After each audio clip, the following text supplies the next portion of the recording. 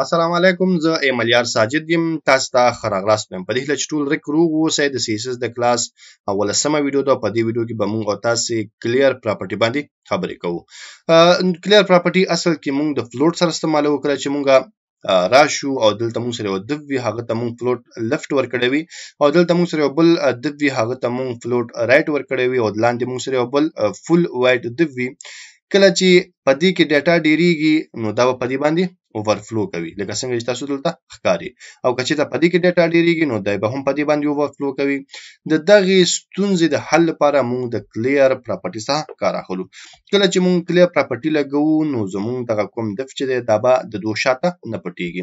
دې کې موږ سره درې ویلیوز دي چې موږ سره لیفت دی، بل موږ سره رائټ دی، او بل موږ سره بوت دی.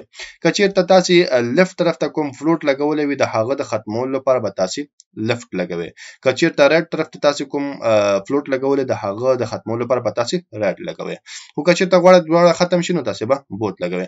تر ټولو ډېر چې استعمالیږي هم هغه موږ سره بوت دی، ځکه موږ لیفت او رائټ نه ګورو. کېدای شي چېرته زموږ ذهن کار ونه کړي، نو د هغه لپاره چې مسله جوړه نه شي د موږ بوت څخه استفاده کوو، دا به موږ ته دواړو ته کار کوي. نو زه ایډیټر ته وګورو چې اصلا له دې نه موږ څنګه کار اخیستلی شو.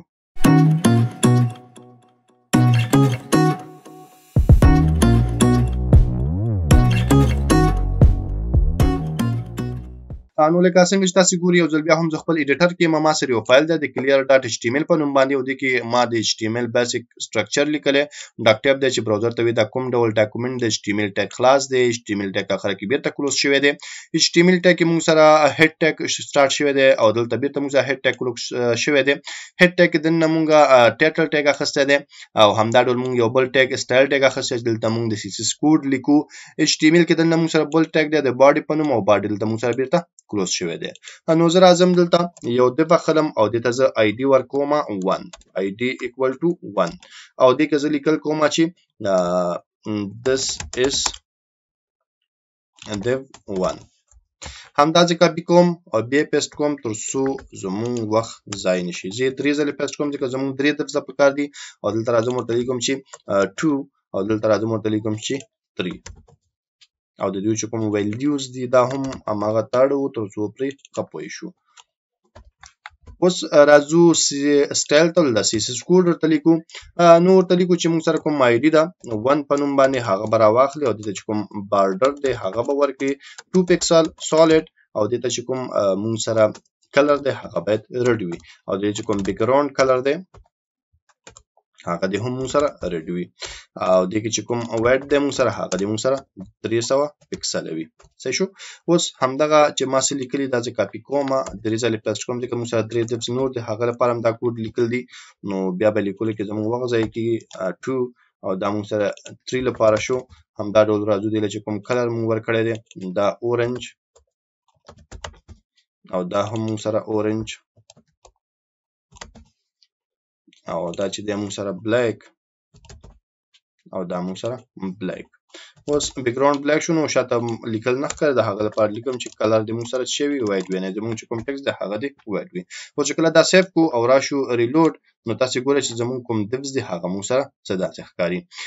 اوس که چېرته موږ دې کې فلوټ لګوو، دې کې موږ سره ډیټا لږ څه کم دي، نو دې له خاطر دا موږ سره داسې راځي. که زه دلته راشم یو لیک پاراګراف واخلم نو موږ به پرې ښه پوه شو. هماغه پاراګراف اخلم، او د دې چې کوم دغه دی دا لږ کموو، دا ډېر زیات هم دی، موږ سره لږ به کم کړو، دا کم شو موږ سره، او همدا زه کاپي کوم او دلته پیسټ کوم. ښه، اوس راځو که چېرته راشو ریلوډ، نو تاسې ګورئ اوس موږ سره دا دا رقم ته ښکاري. که زه اوس راشم او ورته وایم چې دا موږ سره لیفت تکه او دا موږ سره رائټ تکه، نو دا موږ د فلوټ په واسطه کولی شو. موږ مخکې کلاس کې ویلي دي. نو زه راځم div 1 ته او ورته لیکم چې ته فلوټ شه، کوم طرف ته به فلوټ شي؟ ته به لیفت طرف ته فلوټ شي. او راځم دې بل ته وایم چې ته به ما سره فلوټ شي او رائټ طرف ته به فلوټ شي. نو فلوټ او رائټ، کنټرول سیف، راشو ریلوډ، نو تاسې ګورئ چې دا div موږ سره لیفت ته راغی او دا div موږ سره رائټ ته راغی. ښه، اوس مسله کله جوړیږي؟ مسله هغه وخت جوړیږي چې زموږ دا کوم div وي دا فول هایټ وي، او بخیر فول وایډ وي. دا خو ما وایډ کم ورکړی، زه راځم د دې نه چې دا کوم وایډ دا لرې کوم ځکه دا ما هغه نور ته ورکړی، دې کې هم پاتې. کنټرول سیف، کله چې ریلوډ کړو نو تاسې ګورئ زموږ هغه div چې هغه د دوه شاته لاړو. اوس چې د دې د ښکار کولو لپاره موږ هر څوک نو دا به هلته موږ سره موجود وي. دغه ستونزې د حل لپاره موږ له کلیر پراپرټي څخه کار اخلو. اوس که چېرته غواړو چې د دواړو نه خلاص شو دا د وړاندې راشو نو د هغه لپاره به موږ بوت استعمالو. نو زه راځم دلته او دریم چې موږ سره کوم د هغه ته لیکم چې ته به ما سره کلیر شي. دلته چې کوم دغه لګېدلی دی موږ سره فلوټ هغه به دواړه کلیر کړي. کنټرول سیف کله چې ریلوډ کړو نو تاسو ګورئ چې زموږ هغه هدف له هغه ساحې څخه راووته. اوس دې کې موږ سره دوه نور ویلیوز دي چې یو موږ سره لیفت دی او بل موږ سره رایټ دی. که چېرته زه راشم او دلته ورته ولیکم چې لیفت کنټرول سیف کړم او ریلوډ کړم نو په الحال موږ سره څه نه ښکاري ځکه د دې دواړو ویلیوز موږ سره صحیح دي. که چېرته زه راشم او د دویم دف ته لومړني دف ته ډیټا کاپي کوم بیا ور واچوم کنټرول سیف او دلته راشم ریلوډ کړم نو تاسو ګورئ چې زموږ هغه کوم دف دی هغه صحیح دی. ځکه صحیح دی چې دلته موږ لیفت فلوټ لیفت لګولی دی. خو که چېرته راشو اوس دې کې ډیټا ډېره کړو دلته موږ تر اوسه فلوټ رایټ نه دی لګولی نو ګوره چې موږ سره به څه کېږي. زه راځم کنټرول کاپي او دا څو ځله زه پیسټ کوم کنټرول سیف او چې راشو ریفریش نو تاسو ګورئ چې زموږ هغه دف هلته پاتې شو او دا په دې باندې اوور فلو شو. دا ځکه چې موږ دلته لیفت لګولی او رایټ هم نه دی لګولی. نو که چېرته زه راشم دلته او دا ځل ورته دا لرې کړم او رایټ ورته ولیکم کنټرول سیف یې کړم راشو ریلوډ نو تاسو به ګورئ چې اوس موږ سره دا منظم شو. نو موږ لیفت رایټ او بوت له دې لپاره استعمالوو. خو بیا هم درته وایم تر ټولو چې زیات استعمالیږي هغه موږ سره بوت دی. که چېرته موږ سره رایټ وي او که چېرته موږ سره لیفت فلوټ وي باید دواړو نه موږ خلاص شو نو موږ کولی شو د بوت پراپرټي څخه کار واخلو. دا موږ سره د کلیر هغه مین کار دی چې د فلوټ سره استعمالیږي. خدای دې وکړي چې په درس پوه شوي اوسئ. که بیا هم څه غوښتنه وي څه پوښتنه وي کولی شئ ما له کمنټ پرېږدئ.